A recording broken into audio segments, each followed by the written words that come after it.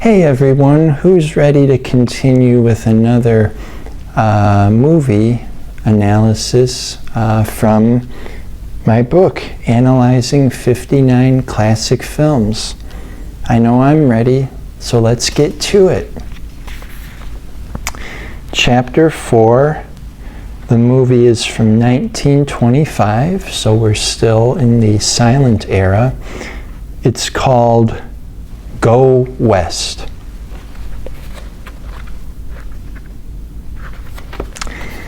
Being a fish out of water can be tough, especially when one is not good at making friends.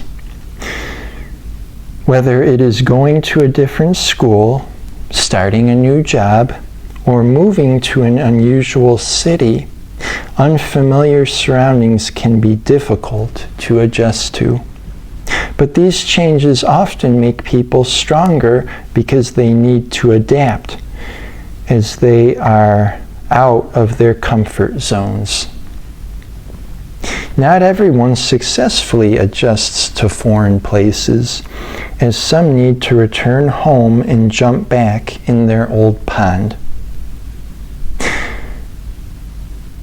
That does not necessarily equate to failing, because sometimes a person's previous place was best for them.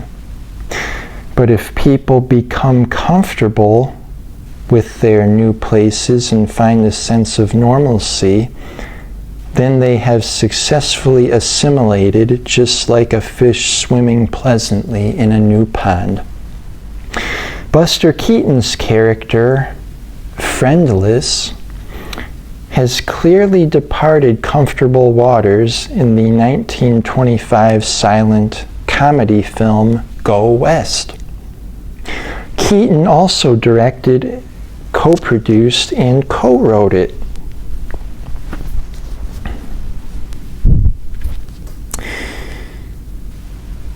A statue of newspaper editor and politician Horace Greeley is shown at the beginning.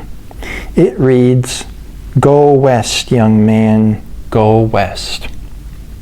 He was a proponent of westward expansion and people settling in the American West. The film is not really laugh out loud funny, but it is clever, cute, and will make you smile a lot. Despite things not going particularly well for Friendless, there is still an upbeat tone to the story. There are not very many intertitles in the film, as the plot is easy to follow and there is little dialogue that the viewer does not already interpret from watching the scenes. Much of the comedy is physical.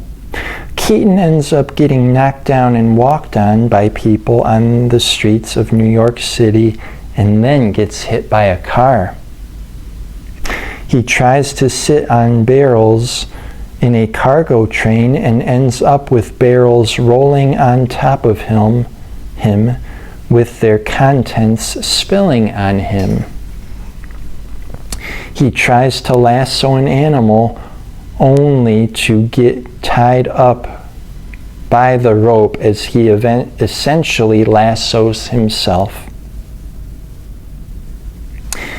He also gets on a horse only to have the saddle and himself slowly slide off the back of the horse and onto the ground.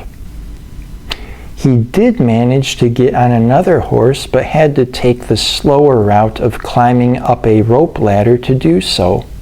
Whenever he sat down for a meal at the cattle farm, where much of the film is set, all of the other people who were eating promptly got up and left the table.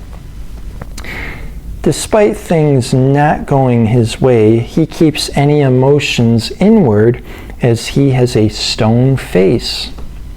In one scene, it could be more aptly called a poker face, as Friendless is playing cards with two men. One eventually pulls a gun on Friendless and orders him to smile, but Friendless stays true to his deadpan demeanor and does not budge. Along with people not taking a liking to Friendless, a big theme is that many animals feel the same way. For instance, when he pets a sitting dog, only for it to promptly walk away.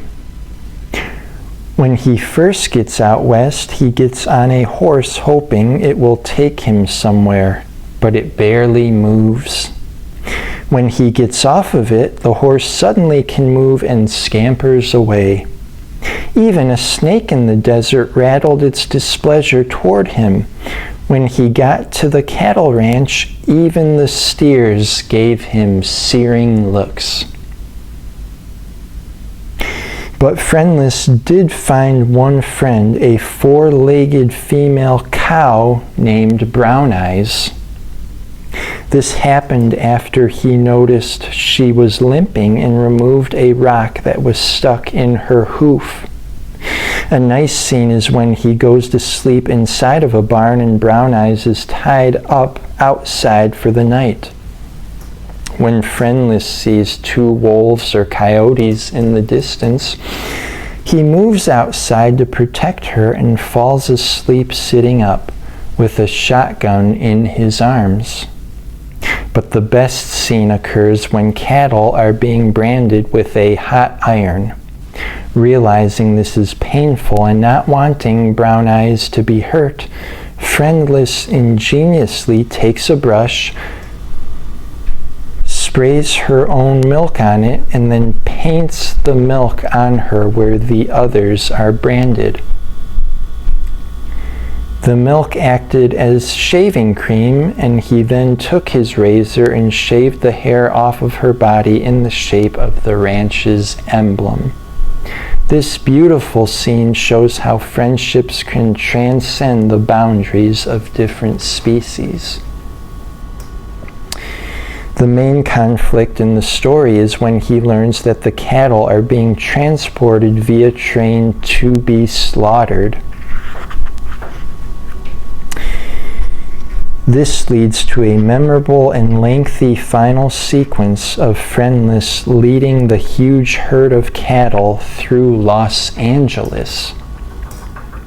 As expected, the cows take some detours by going into a pig and whistle store, a Turkish bathhouse, a department store, and even a barber shop where one cow licks the shaving cream off the face of an unsuspecting customer. A string of intertitles is finally shown when a slew of policemen report to their captain that there is a stampede of animals.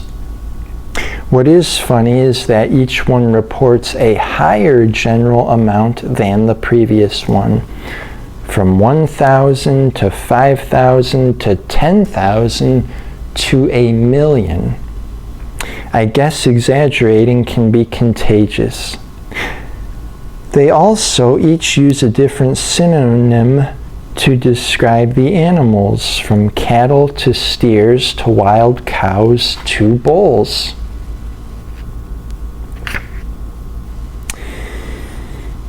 Overall, this is a fun film about a Midwesterner going out of his element to be an innocent version of a cowboy. Friendless carries a miniature handgun, which is so small that he often loses it in his hip holster. The epitome of him being new to the farm is when he is given a stool and metal bucket to milk a cow. He proceeds to put the bucket under the cow's udders and then sits on the stool facing the cow, waiting for it to expel the milk itself. Obviously, he did not realize that milking a cow is a collaborative activity. All ages could watch this movie, as kids would be drawn to the many animals, while adults could appreciate the stunts, like walking across the top of a moving train. The contrasting settings of congested cities and desolate farmlands are great to see. It is not surprising that watching this film would make people want to see more Keaton films. There are certainly plenty to choose from. This film shows how an unlikely friendship can occur and the importance of trying new adventures. Just remember that red does not always mean stop. And the 1925 film Go West, I had given it 3.25 out of 4 stars. So pretty high marks for that one back in the day when I watched it and wrote about it.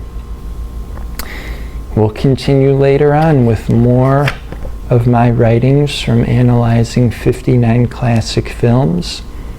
Hope you have a great day, and until next time.